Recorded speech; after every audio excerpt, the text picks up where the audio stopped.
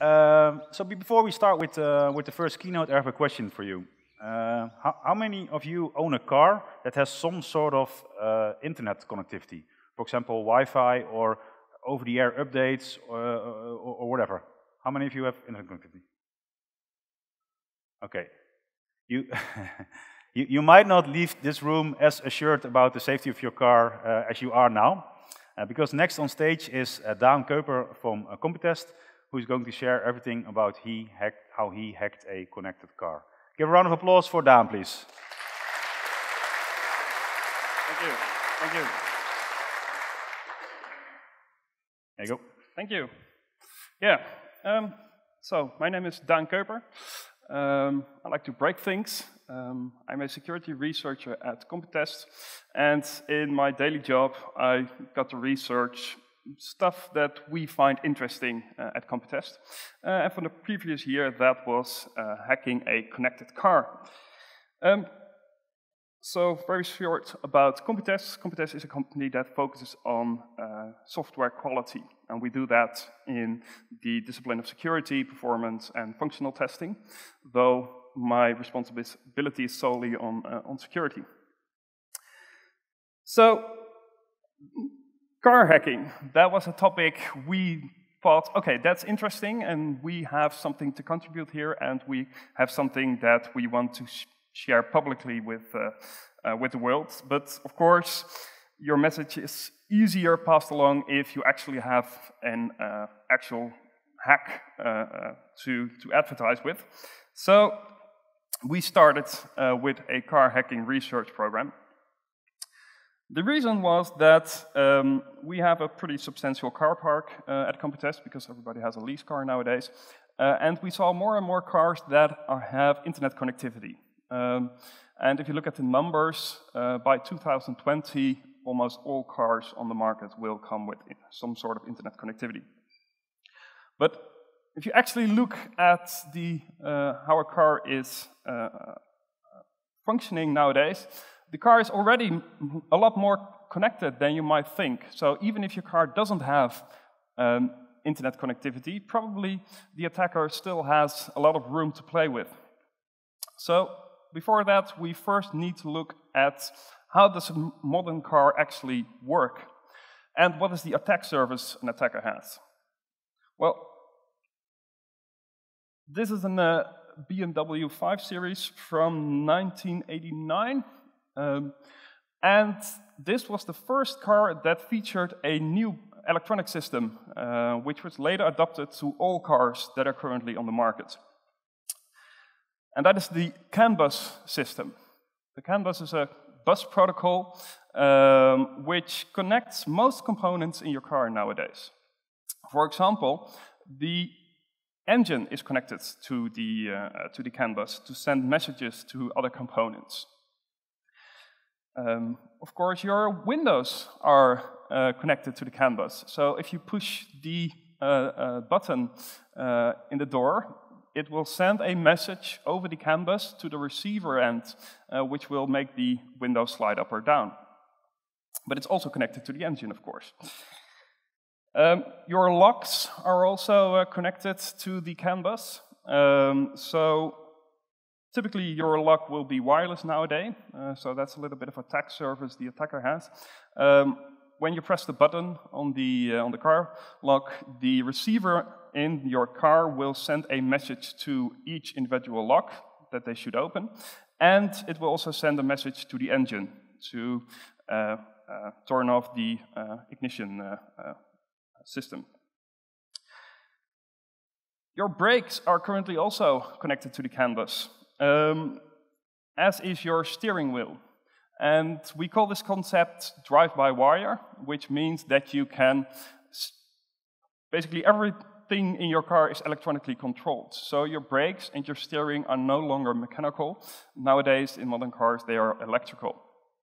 Yeah, we call it drive-by-wire, and it is sometimes for convenience functions, like lane assist, passive cruise control with lane assist, so that the car can stay within the lines. Well, for that you need electronic steering, and sometimes it's for safety features. like an automatic braking feature. But basically, everything that is needed to generate a self-driving car is already in your car. It can steer automatically, it can brake automatically. The only thing that's missing is the software, and in some cases maybe some sensors, some radars, etc. So your tires are also on the CAN bus, because it's nowadays required to have a light indicator which will turn on if the tire pressure is no longer sufficient. That also works via a wireless system. The navigation system is, of course, also on the CAN bus. And it also has a lot of remote attack service, like Bluetooth, Wi-Fi, and sometimes a cellular connection. It's not strange that they are all connected to the same system, because they need to exchange messages. And we're going to see that in a bit. So, what can you actually do with CAN? Well, basically everything in your car. I already said that. Unlock doors, control the AC, activate brakes, steering, etc. Everything is nowadays controlled via the CAN bus. CAN bus is a bus protocol, so there is no sender or receiver information. It's just if you're on the bus, you can just send whatever message you want. The only thing each message has is an identifier, which doesn't specify if it's which receiver or sender the message was coming from. No, it's just a message identifier. They are not standardized, so every car can use a different payload, different IDs. So when you get into car security, this is one of the things that is tricky, and mapping all the IDs and payloads. The volume of messages is very, very high. Messages are short, and each car has thousands of messages going through every second. So it's difficult to get a grasp on which message controls what. And so it's difficult to say, okay, I'm going to impersonate the front radar to say, okay, there is a collision ahead, please brake. That is possible, but defining which message actually activates the brake, that can be tricky. So this is the protocol on a signal level. You just have 11 bits of ID and then a payload of up to 64 bits. So, as I said, there is no authentication, no encryption. Once you're on the bus, you're supposed to be there, and you can send whatever message you want. Yeah? You can impersonate the front radar, etc. So theoretically, if you're on the bus, you control the car. But it isn't that easy, actually, and that mostly has to do with driver safety, not as much as with hacking. Because if one of the components malfunctions, you don't want that the car automatically crashes. We have seen some incidents in the past where, well, we call it unintended acceleration, where, although the driver didn't push the gas pedal, the car would accelerate nonetheless. So there's a lot of safety built into the cars. So typically the car will always choose the safest option. So it will not brake without a very specific reason to do so. But in general, the theory still holds. Yeah? If you're on the bus, you control the car. If you look at the CAN bus protocol one more time, you see that a 0 means you put a high voltage on the lines. And there is some advantage for the attacker because some specification in the protocol allows us to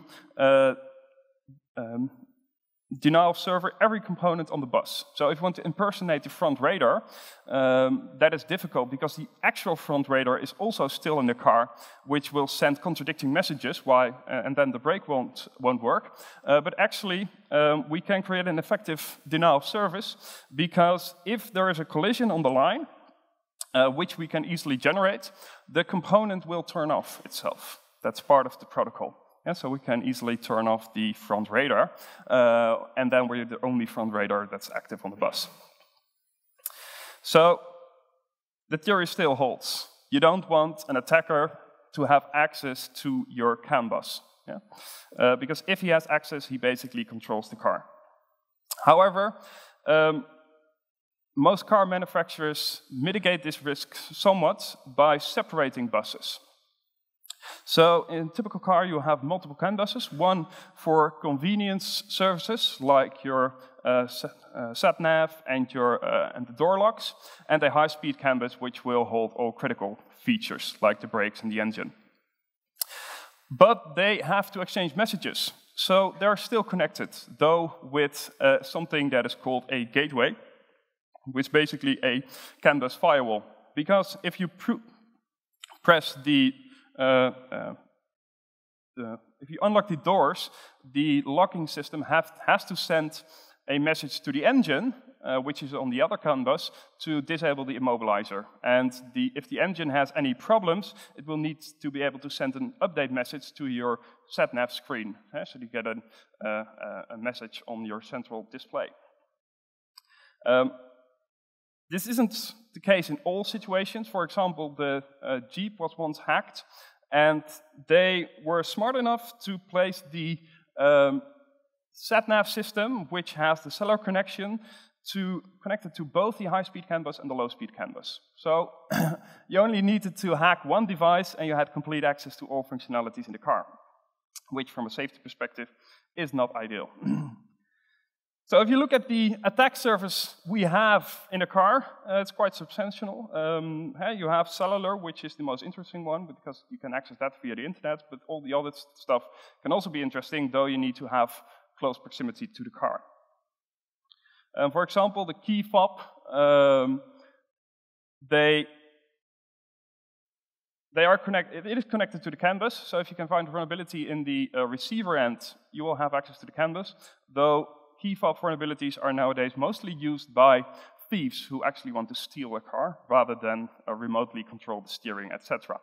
For example, the most well-known attack is the relay attack against keyless entry and start. Does anybody have a car with keyless entry and keyless start here? So what they do is they just boost the signal. Keyless entry, keyless start is that you only have to walk through the car and to the car, and the car will unlock itself. And if you're inside the car, it will start automatically because the key will communicate with the car. So what they basically do is just boost the signal, which you can do with a device for $20 or so. So one guy is standing next to the car, and he will just boost the signal to some other guy who will walk by a front door to look if the key is anywhere near somewhere where it's in range of the receiver. TPMS is a remote attack service. It's legally required on all cars. This is a system which will monitor the tire pressure. The signal is coming from your tires to a receiver in the car, and it's typically a radio signal. And I know that the police is investigating this, because if you spoof the TPMS message for a car saying, okay, the tire pressure is dangerously low, some cars will either turn off the engine or they will go in limp mode, which allows them only to go no faster than 50 kilometers an hour. But also, this is, of course, remote attack service, and it's connected to the CAN bus. The ODB2 connector, which is a relatively new attack surface because it's a physical connector inside the car, which is used for debug purposes. But we see an uprise of lease companies that require you to place a telematic dongle on the ODB2 port, which will send GPS coordinates or something to the lease contractor.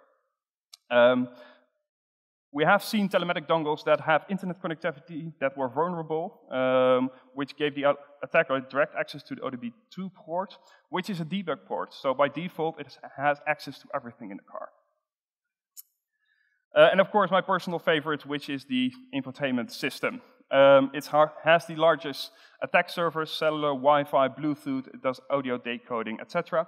And we have seen a lot of attacks in the past. We have some guys from a university that found a vulnerability in the MP3 decoder. So if you play an MP3, they would get access to the IV system, which allows them to get access to the CAN bus as well.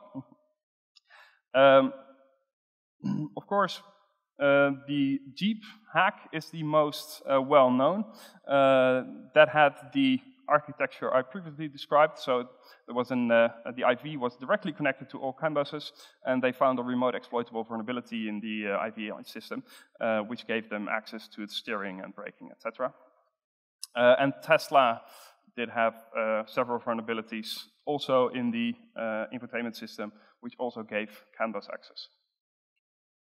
So, back to our research. We wanted to do the same. Our rules were we wanted to have a fully remote attack, so via the internet, no user interaction, and see if we could influence braking or so. Though we're required that we keep it on the legal side, because most car manufacturers are slightly bigger than us. So if they want to get annoying by sending lawyers to us, they will definitely be too big for us. And all cars we tested were from employees, so they needed to be in a drivable condition at 5 p.m.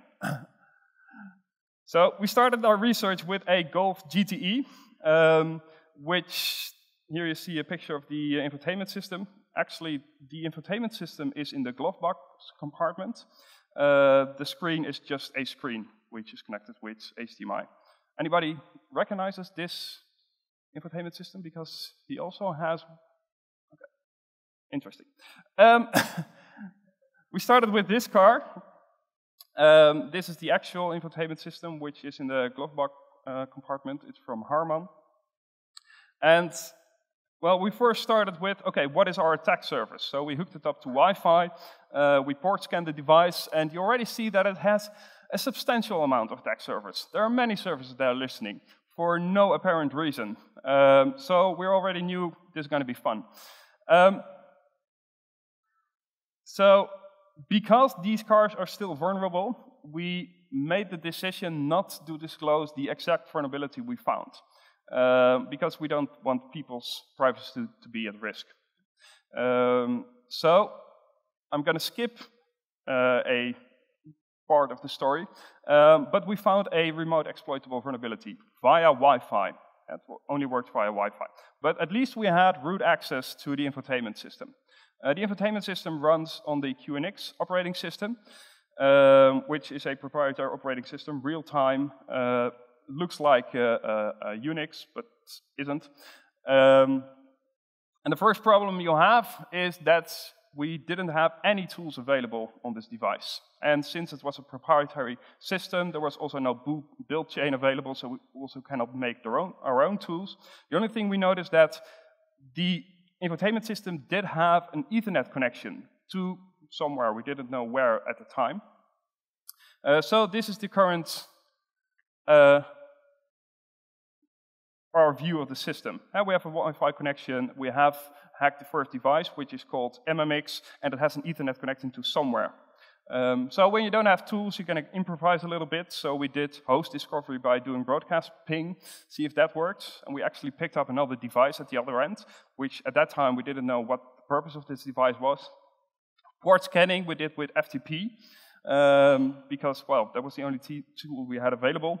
But we soon found out that, well, we needed an actual build chain and actual tools to make this happen. So we applied for an evaluation version of this operating system. Then we got about 4 calls and 6 emails asking, why do you need an evaluation version of our software? So I didn't want to give them the actual reason of this, so I choose to not respond to any of this. We didn't pick up the phone, we didn't answer any of the emails, and after 4 weeks, they gave us a trial license. So that turned out pretty okay. So now we have all the tools available, we can build our own tools, and in case you're wondering, yes, it runs Java. The entire GUI is built in Java for this infotainment system. Then we also had actual tools to work with. So we had a telnet binary provided by QNX.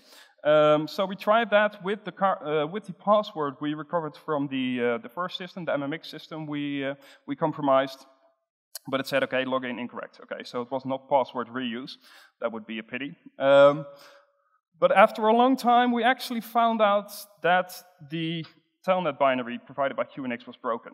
So that was the reason the login didn't work, because when we tried it again with our own custom tool, it did work.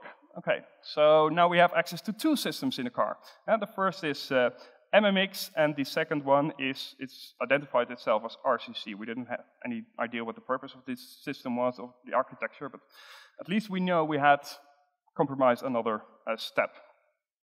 So only later we found out that the two devices also communicated with each other using the QNX protocol, the QNet protocol, which is a proprietary protocol for QNX, which means they can share file systems and they can start processes on each other. So actually we already had access to the other system, we just didn't know about it. So there is no security boundary between the two systems. But this is the system as we thought of it at that time. So we have MMX, which was the first system, and we have RCC, which is the second system. RCC is, well, MMX is responsible for doing multimedia decoding and the navigation system and the GUI on screen. RCC is a much smaller system, and it's also inside the entire IVI system. It's just a different processor, and its main purpose is to do all the low-level communication. So communicating with the GPS chip, for example, that is handled by RCC, and it sends a message to MMX. Then we wanted to know, is this vulnerability also exploitable via the internet? That was the whole goal of our research, of course, and now it only worked via Wi-Fi. And for this, we needed to know how the internet connection was working and to see if we can man-in-the-middle it somehow, which is typically difficult with a cellular connection. And only at a rather late stage in our research, we found out that for the specific goal we were testing, the infotainment system was at all not internet connected. Actually, that was a separate box behind the instrument cluster. So we had access to a system that didn't even have internet connectivity. So there was a little bit of a pity in our research because we wanted to remote attack. And now we had to start over again, researching this box that we were at that time unfamiliar with. But then we realized this infotainment system is being used at many cars throughout the ecosystem of the Volkswagen Audi group. And we also had an Audi A3, which has the same infotainment system, but a slightly higher-end version. The infotainment system comes with a basic version and a high-end version, and the high-end version does have its own internet connectivity. So we switched our research to the Audi A3, which we know for certain had an infotainment system of internet connectivity. The architecture is slightly different, but still it has many similarities. And we swapped the SIM card in this car, so we could actually man-in-the-middle connection or actually do a remote port scan and see if the vulnerability also is exploitable remotely. And yes, it was. So we have a remote exploitable vulnerability that works against the high-end model of this specific infotainment system, which gives us root access to your infotainment system. But of course, we cannot influence braking or steering or whatever. We're still inside the infotainment system, and we cannot even send CAN bus messages at this point. That was because there was a third chip, which was sitting between us and the actual CAN bus. You see here a picture of the infotainment system itself. The RCC processor is the one below, and the one above is a Renesas chip. This is the actual chip that is connected to the CAN bus. So our next step in the research was, okay, we also need access to this Renesas chip, because this controls the CAN bus messages we would like to send. So this was the architecture of the system. So we have a cellular connection to MMX, which has an Ethernet connection to RCC, which has a serial connection to the V850 chip. And this also has the this has the CAN bus connectivity. So we spent a lot of time reverse engineering how this chip worked and how the entire update procedure worked. So some people find me crazy that I like to enjoy reading assembly language, but that is actually one of my forbidden hobbies. So we looked at the update procedure because we thought that might be a good way to compromise this chip. And by reverse engineering, we got a pretty good idea of how it works. How it works is you go with your car to the dealer, because as an end user you don't have access to the firmware images. They will insert an SD card, which holds the firmware updates for all 3 components. Yeah, so there's an update file for MMX, an update file for RCC, an update file for the V850 chip. Though they are cryptographically signed, so you cannot easily adapt you cannot change the firmware images and insert an SD card and it will reflash all the devices. You cannot do that because MMX will check the signature, but only MMX will check the signature. So all the other components won't check their signatures of the firmware you send to them. So if you have root access to RCC, it's very trivial to just send an update file to the V850 chip with a new firmware which you have backdoored in some way, which allows you to send arbitrary CAN bus messages on the infotainment system CAN bus. So this is how you get from remote access to the actual CAN bus. Though this specific car model has a gateway architecture. So the CAN bus is connected to a gateway. And there's not really anything else on the CAN bus where you're currently located on. The gateway is the device that is separating us from the actual brake system and steering system. So this is the gateway. We extracted from a car. I really wanted to research this device, though our lawyer said, no, you cannot do this. So that was a pity. The reason is the firmware that is on this device is not publicly available. I did some black box testing, like I sent arbitrary CAN bus messages on the CAN bus that I had currently access on, and then I looked at the CAN bus messages that were going to the brakes and the engine, etc. And just see, can I get any message past the gateway?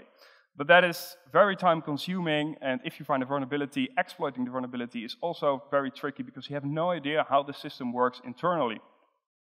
So if you really want to hack the gateway, you need the firmware. So, and I had an option, which was to apply as an official dealer in the US, because apparently you can do that. You pay a couple of $100. Then you can apply at Volkswagen for some dealer portal, which also costs a few $100.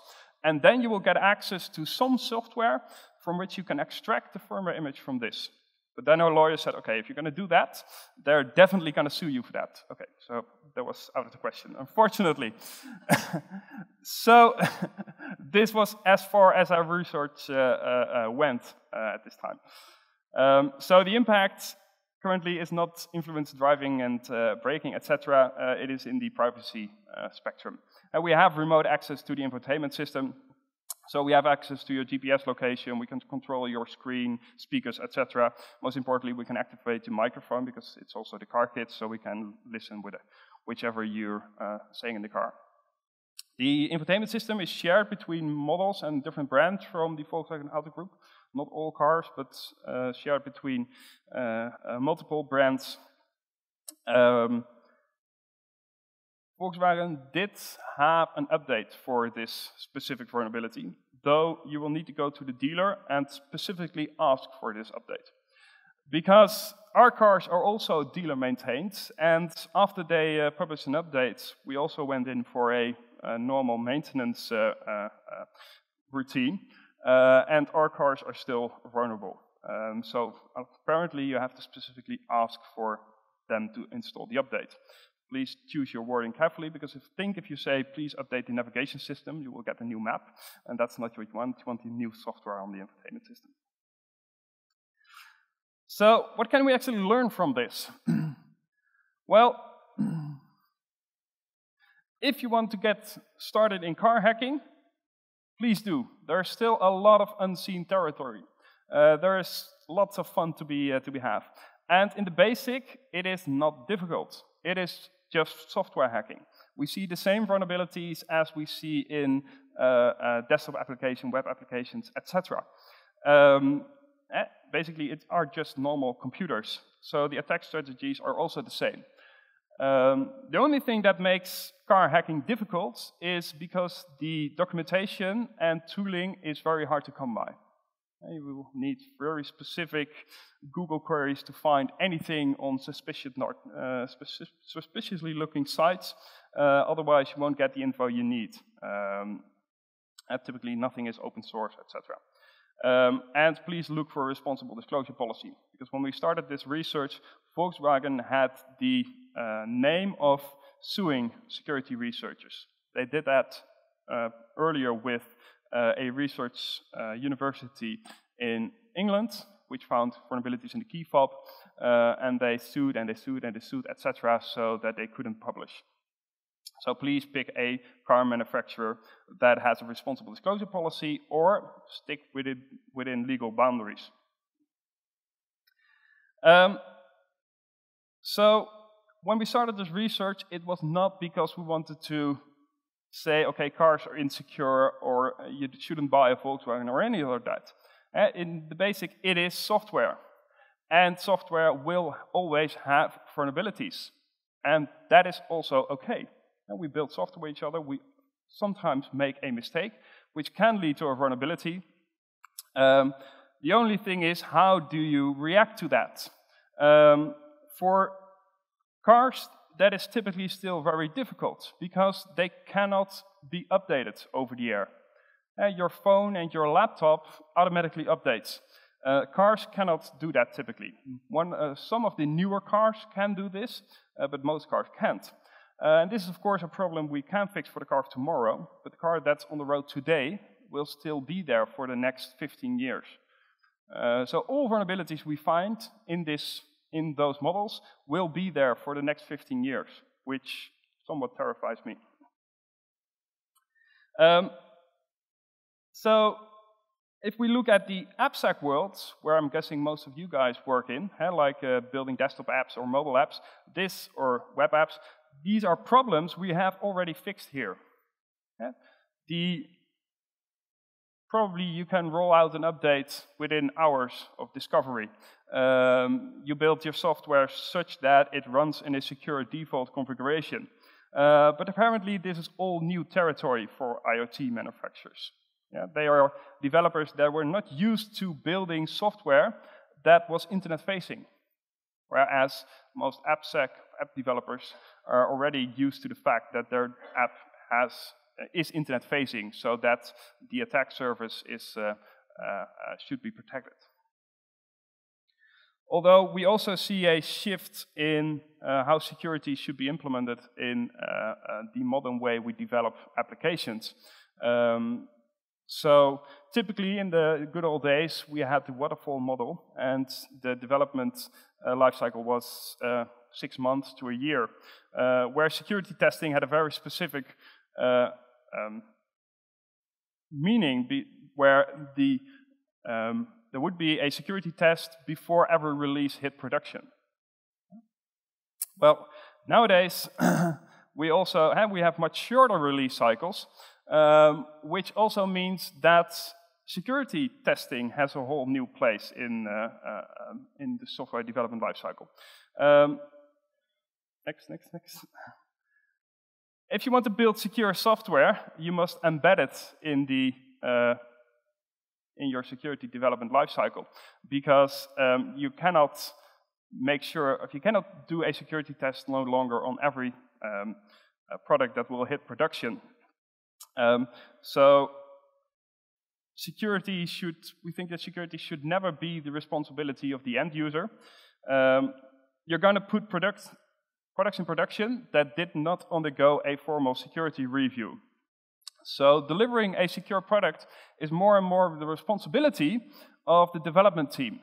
And the AppSec world is slowly learning this. But the IoT industry still has a long way to go. They first need to make sure that they can actually update cars and that they embed security anywhere in the process. And then they also have to make this step, because also the IoT industry wants to move faster with software development, of course. So please stay ahead of the game and embed security in your software development lifecycle. I already saw that there were a couple of presentations today that are talking about security, which is awesome in my opinion, but okay, I'm a little bit biased. Thank you, actually.